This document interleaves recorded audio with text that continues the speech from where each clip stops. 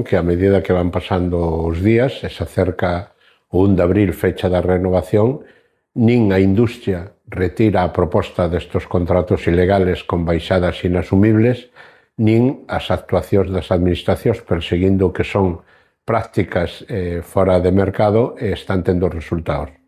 Creemos que, unha vez máis, é necesario recalcar que a día de hoxe siguen entrando de forma masiva en empresas cisternas de leite de Portugal, nos piquetes que están hoxe funcionando diante de Inlei e diante de Leite Celta, vimos como entraban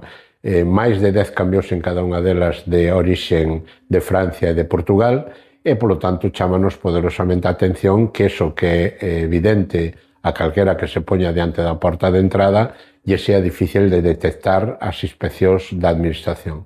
Creemos que estamos a tempo de que impere o sentido común. A industria ten que ser consciente que este tipo de actuación de importar masivamente leite a precios por debaixo de 10 céntimos é un ataque directo ao futuro de moitas ganaderías, pero tamén é un ataque directo ao seu propio futuro, porque sin gandeiros a distribución non necesitará desas industrias para envasar ese leite. Creemos que, ante a gravedade da situación, pedimos contundencia nestas últimas horas á Administración para que declare ilegales este tipo de proposta de contratos que non son negociados, que non teñen unha proposta de formación de precio tendo en conta un incremento abusivo de costes de produción como consecuencia da guerra de Irán e que, polo tanto, estamos a tempo de impedir que se firmen estes contratos ilegales. Pedimos aos gandeiros que non firmen os contratos que os van a ter encadenados 4 meses con ventas a pérdidas porque van ver incrementados os seus costes de produción sin ver remunerado o seu traballo, pero sobre todo pedimoslle a AICA de España e a AICA de Galicia, pedimoslle ao Ministerio e á Xunta que as inspeccións e os controles se fagan máis exhaustivos, que se impida que siga entrando leite a este precio que é claramente delictivo e, polo tanto, impedir que se leve a cabo a maior baixada da historia desde que existe entrada na Unión Europea e que se permita aos gandeiros poder negociar en igualdade de condicións que a industria precios. Neste momento non lle podemos botar a culpa á distribución. Nos consta que nas reunións mantidas tanto en Madrid como en Galicia non é a que está a provocar esta situación, que establece e cree que é imposible asumir unha baixada destas características tendo en conta o incremento de costes, e nos queremos dicir tanto á Administración como ás industrias que de levar a cabo e non retirar estes contratos, nos, a partir do día 1 de abril,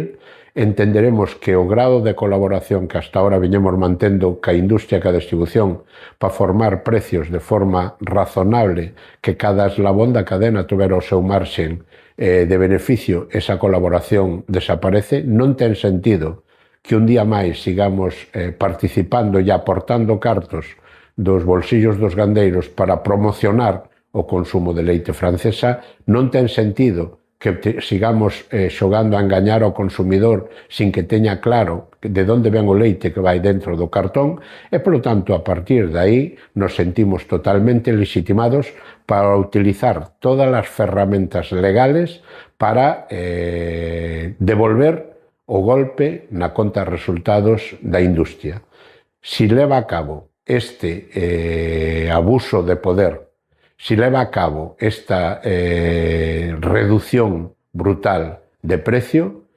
faremos todo o posible para que lle salga cara na súa conta de resultados utilizando todas as nosas ferramentas ao alcance. E son moitas, porque todos estes comportamentos non gozan de cobertura legal. É ilegal o que están facendo no precio no que traen ese leite, é ilegal o que están facendo na trazabilidade dese leite, é ilegal o que están facendo de non haber mandado co tempo suficiente os contratos para manter unha duración de estabilidade e, polo tanto, utilizaremos todas as ferramentas para que paguen na vía administrativa, na vía judicial.